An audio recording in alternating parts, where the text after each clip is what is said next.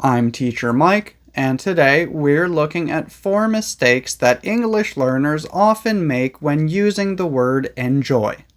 First things first, enjoy is a verb, just like go or want, and it basically means that doing something or experiencing something makes you happy. For example, I enjoy cooking. That basically means that cooking makes me happy. Now that we understand what it is and what it means, let's go ahead and look at our 4 mistakes. The main mistake that English learners make when using enjoy is that they say I'm enjoy. Again, enjoy is a verb, and in English we never say I am verb. So remember, it's not I'm enjoy, it's just I enjoy. However, if you are using present continuous tense, then we do use I'm. But it's I'm enjoying, not I'm enjoy. For example, if you are on vacation and your friend calls you and asks about your vacation, you might say, I'm enjoying it. Or if the subject is you, it would be you are enjoying. For example, I hope that you are enjoying this video. The second mistake that lots of people make is saying enjoy to. For example, I enjoy to learn English. That is not correct. It should be I enjoy learning English.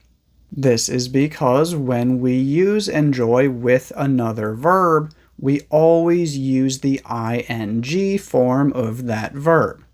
So remember, if you have a verb, it needs to be enjoy verb ing, not enjoy to verb. The third mistake that lots of people make is that they say that they very enjoy something. The problem here is that, again, enjoy is a verb, and very is used with adjectives and adverbs, not with verbs. With verbs, we usually use really. For example, she really likes cats, or I really want to go there. So enjoy works the same way. It needs to be I really enjoy, not I very enjoy.